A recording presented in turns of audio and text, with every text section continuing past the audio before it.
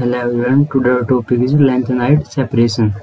हालांकि ये थोड़ा थ्योरेटिकल सा पोर्शन है, तो इसको फिर भी जो इसमें कंसेप्ट लगते हैं वो हम समझने की कोशिश करते हैं। जिससे लैंथेनाइड का अकरेंस ऑफ लैंथेनाइड मतलब लैंथेनाइड कितनी परसेंट में पाया जाता है और कहाँ पे पाया जाता है।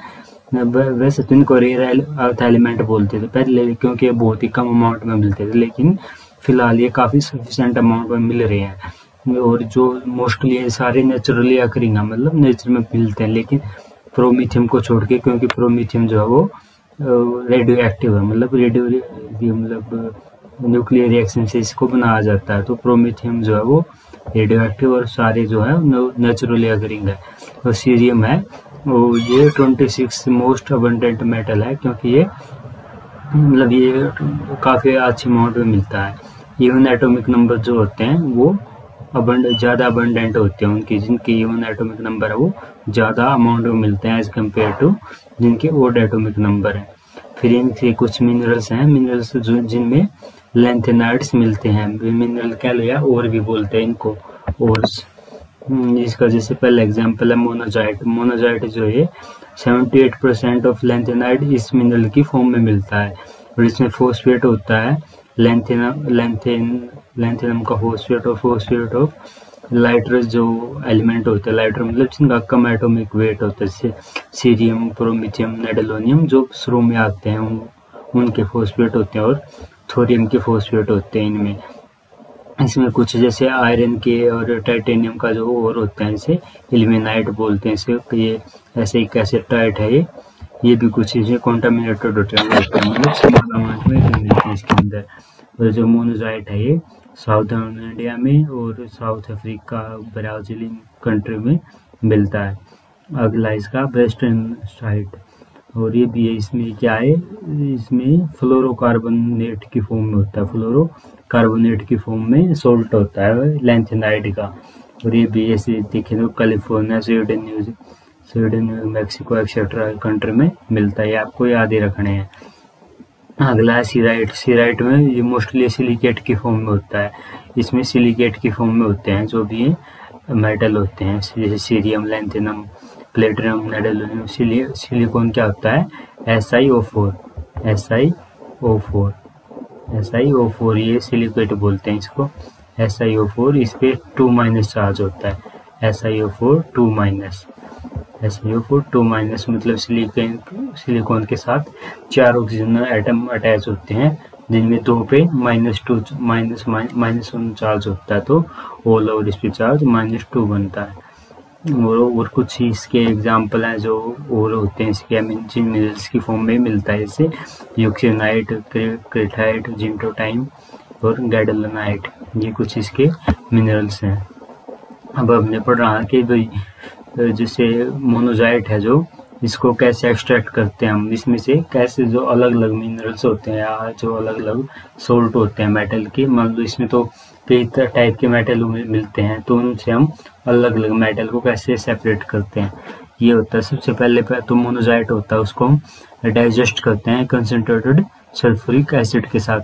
डाइजेस्ट करने का मतलब जैसे वो किसी पाउडर फॉर्म में है, किसी स्टोन की फॉर्म में है, उसकी हम एक पाइल सी बना लेते हैं, मतलब एक ऐसे गेंद सी बना लेते हैं उसको, मतलब। और इसको जो मोनोजाइट में एक फॉस्फेट होते हैं PO4। फॉस्फेट का फार्मूला होता है PO4 3- PO4 -3, या फिर चार्ज होता है -3। ये होता है फॉस्फेट का फार्मूला। जो मोनोजाइट में जो भी सोल्ट मिलते हैं वो फॉस्फेट की फॉर्म में मिलते हैं, और जो सल्फ्यूरिक एसिड है वो इनको सल्फेट की फॉर्म में कन्वर्ट कर देता है। फिर अगला है, फिर एक पेस्ट बन जाता है जो जिसमें सल्फेट आयन होते हैं। तो फिर आगे हम क्या करेंगे, जो पेस्ट बन गया उसमें कुछ पेस्ट को हम कोल्ड वाटर के साथ ट्रीट करते हैं, मतलब सिंपली उसको वॉश कर देते हैं। उसको वॉश करने के बाद एक तो जो इंसोल्यूबल रेजिड्यू होता है उसमें होता है सिलिका और जिरकोन। सिलिका का फार्मूला भी होता है SiO4, और जिरकोन का भी इसमें एक एलिमेंट आ जाता है सिलिकॉन के साथ, SiO4 के साथ एक सिलिकॉन का एटम आ जाता है, मतलब वो जो इंसोल्यूबल रह जाते हैं, और ऊपर सॉल्यूशन में जो है वो सल्फेट रह जाते हैं लैंथेनाइड के। तो लैंथेनाइड के सल्फेट रह जाते हैं, तो फिर उनको हम न्यूट्रलाइज करते हैं अमोनियम हाइड्रोक्साइड के साथ। फिर उसके बाद क्या होगा, जो फोस्फेट होते हैं, जो थोरियम के, जिरकोनियम के, टाइटेनियम के, ये रेजिड्यू की फॉर्म में आ जाएंगे, मतलब इनके प्रेसिपिटेट बन जाएंगे इनके, और जो ऊपर हमारा सोल्यूशन रह जाएगा उसमें हो जाएगा सल्फेट रह जाएंगे लैंथेनाइड के। फिर उसमें हम Na2SO4 डाल देते हैं, सोडियम सल्फेट डाल देते हैं। फिर उसमें जो रेजिड्यू होता है, रेजिड्यू में होंगे जो सल्फेट होंगे लाइट लैंथेनाइड के। लाइट लैंथेनाइड मतलब जिनका कम वेट होता है, कम एटॉमिक नंबर होता है, जैसे लैंथेनम टू समेरियम, और कुछ होते हैं जो सल्फेट जो हैवी हैं, जैसे गैडोलिनियम से ल्यूटीशियम तक के, वो तो जो है सॉल्यूशन में रह जाएंगे, जो हैवी सल्फेट हैं, और जो कम अमाउंट मतलब कम वेट के हैं वो रेजिड्यू में रह जाएंगे। तो फिर रेजिड्यू को हम सोडियम हाइड्रोक्साइड के साथ ट्रीट कर देते हैं। फिर इससे हाइड्रोक्साइड और ऑक्साइड बन जाते हैं, जो सल्फेट थे यहाँ पे वो ऑक्साइड और हाइड्रोक्साइड में चेंज हो जाएंगे। फिर उनको अगर हम ड्राई करेंगे काफ़ी टेम्परेचर पे, तो ये उसके ऑक्साइड बन जाते हैं, सीरियम O2, ये सीरियम का तो ये बनता है CaO2, और बाकी मतलब मेटल के तो 2 होंगे और ऑक्सीजन 3 होंगे, जैसे N2O3, La2O3 इस फॉर्म में होंगे। तो फिर क्या होगा, जैसे सीरियम का है, फिर उसको आगे उसको जो नाइट्रिक एसिड है उसके साथ ट्रीट करेंगे। नाइट्रिक एसिड के साथ ट्रीट करने के बाद सीरियम ऑक्साइड जो है वो, सीरियम ऑक्साइड को नाइट्रिक एसिड और फिर जो सल्फ्यूरिक एसिड है, डाइल्यूट सल्फ्यूरिक एसिड, उसके साथ हम ट्रीट करेंगे, तो फिर ये कंपाउंड बन जाएगा सीरियम OH NO3। तो फिर ये मतलब एक प्रेसिपिटेट की फॉर्म में बन जाएगा। तो इसमें क्या हो जाएगा, जो सीरियम था वो हमने अलग कर लिया, जितने सारे कंपाउंड थे इनसे सबसे अलग करके हमने सीरियम तो अलग निकाल लिया, और ऐसे ही जो नेडलोनियम, लैंथेनम, प्रोमिथियम थे ये अलग आ गए, सॉल्यूशन में आ गए। फिर आगे प्रोसेस से हम उनको भी सेपरेट कर सकते हैं। तो इससे हमने क्या देखा, जो मोनोजाइट में था फॉस्फेट था, मोनोजाइट में फॉस्फेट साल्ट से कई लैंथेनाइड के, जैसे ये था गैडोलिनियम ल्यूटीशियम का था, फिर हमने ऐसे प्रोसेस करके इनको सारे को सेपरेट आउट कर लिया, और जो आखिर में बच गए, जैसे कई बच गए, इनको हम और प्रोसेस से सेपरेट आउट कर लेते हैं। अब देखना हमने method for separation of individual element, जैसे किसी सॉल्यूशन जैसे पिछला बचा रहा उसमें कई टाइप के मतलब मेटल थे, तो उनको अलग अलग सेपरेट कैसे करते हैं। तो जैसे इसमें पहला है जैसे रिपीटेड फ्रैक्शनल क्रिस्टलाइजेशन। क्रिस्टलाइजेशन में क्या होता है, जैसे कोई भी सोल्ट है हमारे पास, कोई भी सोल्ट है, हम उसको कोई भी सोल्ट है, कोई भी कंपाउंड है हमारे पास, उसको हम किसी भी मेटल में किसी भी सॉल्वेंट में डिसॉल्व कर लेते हैं, किसी भी कंपाउंड को, सॉल्वेंट को डिसॉल्व करके या गर्म करके डिसॉल्व करें, या वो सिंपली डिसॉल्व हो जाए तो उसको अच्छे से डिसॉल्व कर देते हैं, मेनली गर्म करके ही होता है। फिर एक सॉल्यूशन बन जाएगा जिसमें वो जो कंपाउंड था हमारा वो पूरा सोल्यूबल हो जाएगा। फिर हम उसको थोड़ी देर के लिए रख देते हैं या आइस में डाल देते हैं। फिर जो हमारा कंपाउंड था ना वो दोबारा उसके क्रिस्टल बनने स्टार्ट हो जाएंगे, ये किस लिए करते हैं, क्योंकि हमारा जो इनिशियल कंपाउंड होता है उसमें कुछ इम्प्योरिटी होती हैं, तो फिर ना मतलब जितनी भी इम्प्योरिटी होंगी, मान ले हमें ए चाहिए और उसके साथ बी भी है, ए के साथ बी है, तो हमें ए चाहिए बस। तो मान लो ए भी सोल्यूबल होगा और बी भी सोल्यूबल होगा, लेकिन जो दो क्रिस्टल बनेंगे वो ए के अलग बनेंगे और बी के जो प्योर क्रिस्टल बनेंगे वो अलग बनेंगे, और जो टाइम होगा इनका क्रिस्टल बनने का ए और बी का वो भी अलग अलग होगा। तो इस बेस पे हम क्या, जो जो हमारा प्योर फॉर्म था ए, हम उसको सेपरेट आउट कर सकते हैं और बी को रहने देते हैं, मतलब ऐसे सॉल्यूशन में रहेगा वो, या उसको फिल्टर आउट कर लेंगे। तो ये क्या करता है, जो सिंपल साल्ट होते हैं जैसे नाइट्रेट, सल्फेट, ब्रोमेट, ऑक्सैलेट, और जो डबल सॉल्ट होते हैं, डबल सॉल्ट कैसे होते हैं, जिनमें दो सॉल्ट है, जैसे लैंथेनम नाइट्रेट है ये और मैग्नीशियम नाइट्रेट है, ये दोनों सॉल्ट हैं ना। तो फिर ये कंपाउंड लेकिन ये एक ही है, लेकिन तो इसमें दो सॉल्ट है, तो इसको बोलते हैं डबल सॉल्ट। तो फिर क्या होगा, जो सोल्युबिलिटी है इनकी लैंथेनम से ल्यूटीशियम तक डिक्रीज होती जाती है ना, लैंथेनम से ल्यूटेशियम तक जैसे जाते हैं तो डिक्रीज हो जाती है। तो मतलब ल्यूथेनियम की सोलिबिलिटी जो है वो सबसे कम होगी तो वो सबसे कम सोल्यूबल होगा, और एक बार सोल्यूबल करा दिया तो उसके जो क्रिस्टल है वो सबसे पहले बन जाएंगे। तो ल्यूथेशियम के सबसे पहले बन गए, फिर उसके बाद जो उससे कम साइज का, उसके बाद उसके कम साइज का, और सबसे आखिर में है वो लैंथेनम के बनेंगे। तो इस बेस पे हम मतलब जो है फ्रैक्शनल क्रिस्टलाइजेशन कर सकते हैं। अगला है फ्रैक्शनल प्रेसिपिटेशन। मतलब प्रेसिपिटेट क्या होते हैं, जो मतलब जो सॉल्यूशन में नीचे बैठ जाते हैं उनको बोलते हैं हम प्रेसिपिटेट।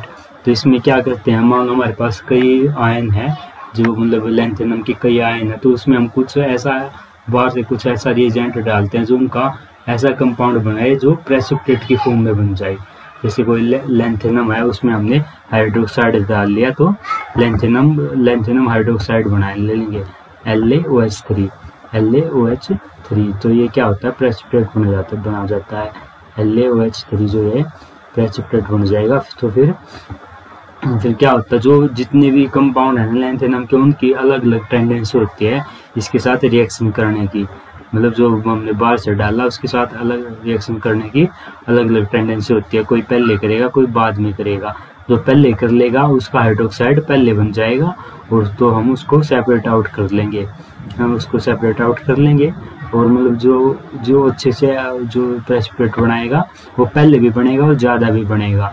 तो इस बेस पे क्या है, हम इनको सेपरेट आउट कर लेंगे। जो पहले बनेगा उसको पहले निकाल लेंगे, जो बाद में बनेगा फिर वो बाद में बनेगा उसको हम सॉल्यूशन में रहने देंगे। ऐसे बार बार करके तो ऐसा कर लेंगे कि भाई जो ऐसे सेपरेट आउट हो जाएंगे जो हमारे पूरे सोल्ट था उसमें, पूरे सॉल्यूशन में। फिर अगला होता है सॉल्वेंट एक्सट्रैक्शन में क्या होता है कि भाई हमने दो सॉल्यूशन ले लेते हैं। ऐसे एक सॉल्यूशन ये है, मतलब दो टाइप के सॉल्यूशन ले लेते हैं। मान लो एक वाटर हो गया और एक, जैसे ये एक सॉल्यूशन ये है और एक सॉल्यूशन ये है। तो इसमें क्या होगा, जैसे हम कोई भी सोल्ट इसमें डिसोल्व करेंगे पूरे सॉल्यूशन में, तो फिर क्या होगा, उसका मतलब उसका जो कुछ पोर्शन, तो कुछ एलिमेंट तो ऐसे होंगे जिनका ज़्यादा पोर्शन वाटर में सोल्यूबल होगा, और कुछ ऐसे होंगे जिनका ज़्यादा पोर्शन ऑर्गेनिक सॉल्वेंट में सोल्यूबल होगा। तो फिर इस बेस पे क्या होगा, हम उनको सेपरेट आउट कर सकते हैं। जैसे ये बोल रहे हैं जो गैडोलिनियम का पार्टीशन कोफिशिएंट है, पार्टीशन कोफिशिएंट मतलब एक टाइप से रेशो लगा लो कि वो कितना वाटर में है या कितना ऑर्गेनिक सॉल्वेंट में है। तो फिर क्या होगा, जो partition coefficient of gadolinium between water and normal butyl alcohol is 1.06 time greater than that of lanthanide NO3। जो लैंथेनाइड नाइट्रेट है उससे गैडोलिनियम का ये पार्टीशन कोफिशिएंट मतलब 1.6 ज़्यादा है। तो ज़्यादा है तो फिर क्या करेगा, वो जो गैडोलिनियम है वो ज़्यादा अमाउंट में वाटर में मिलेगा एज कम्पेयर टू लैंथेनाइड का नाइट्रेट होगा जो, तो मतलब गैडोलिनियम का नाइट्रेट तो वाटर में ज़्यादा मिलेगा। तो हमने पहले पूरे सॉल्यूशन को इसमें मिला दिया, और फिर हम इसमें क्या करते हैं, इसको सॉल्यूशन को पूरे अच्छे से हिला देते हैं, मिक्स कर देते हैं पूरे सॉल्यूशन को। फिर उसके बाद इसको रखने के लिए मतलब अनडिस्टर्ब्ड रख देते हैं इसको। फिर ऊपर एक वाटर की लेयर बन जाएगी और नीचे, या मान लो नीचे वाटर की लेयर बनेगी, ऊपर ऑर्गेनिक लेयर की बनेगी। तो वाटर लेयर में गैडोलिनियम ज़्यादा होगा as compare to lanthanide.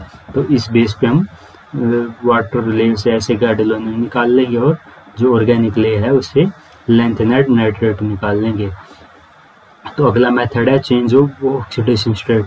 Change of oxidation के उस केस में होगा कि भाई जिसमें जो मेटल दो टाइप के ऑक्सीजन स्टेट शो करते हैं। जैसे सीरियम है, सीरियम +2 भी कर देता है और +3 भी कर देता है।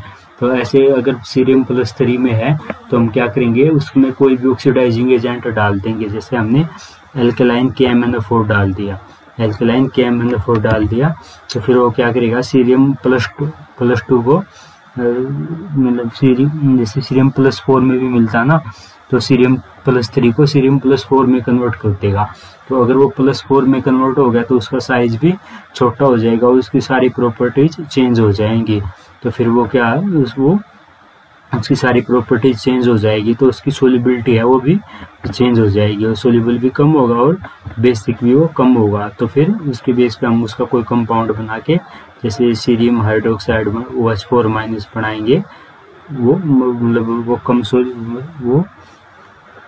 कम सोल्यूबल होगा और हम उसको अलग से सेपरेट आउट कर पाएंगे जो और पूरा मिक्सचर होगा उससे।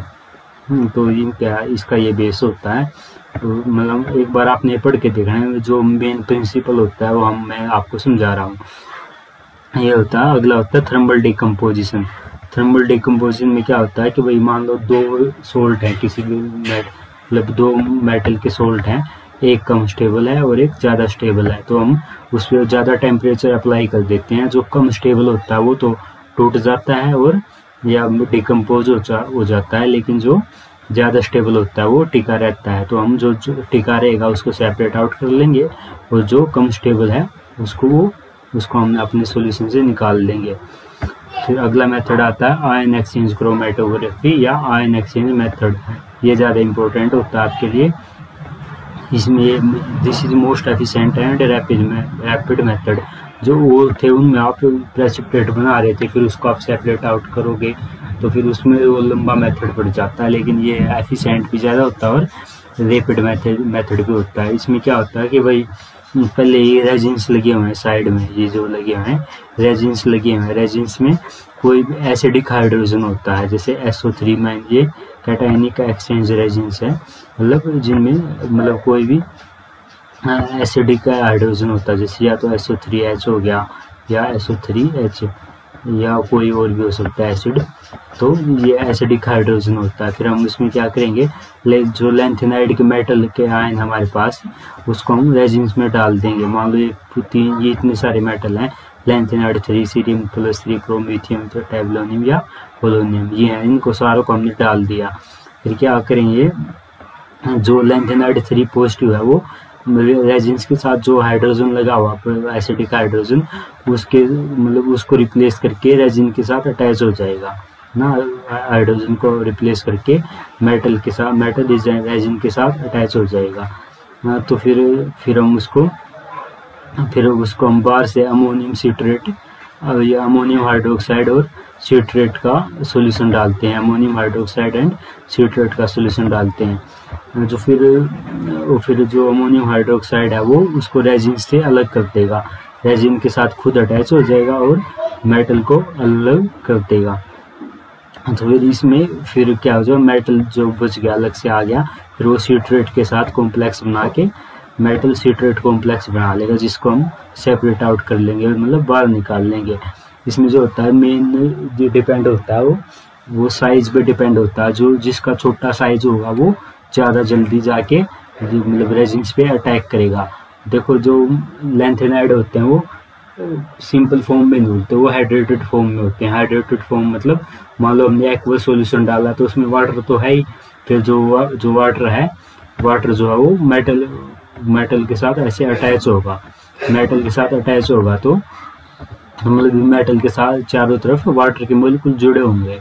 और ये जो मतलब सेपरेशन हो रहा है इस साइज पे डिपेंड कर रहा है। तो साइज पे किस पे डिपेंड करेगा, जो मेटल और वाटर का जो मॉलिक्यूल बना हुआ है ना, तो उस पर डिपेंड करेगा। जो हाइड्रेटेड मॉलिक्यूल है, हाइड्रेटेड मेटल है, उस पर डिपेंड करेगा, मतलब मेटल और जो वाटर का जो कॉम्प्लेक्स बना हुआ है उस पर डिपेंड करेगा।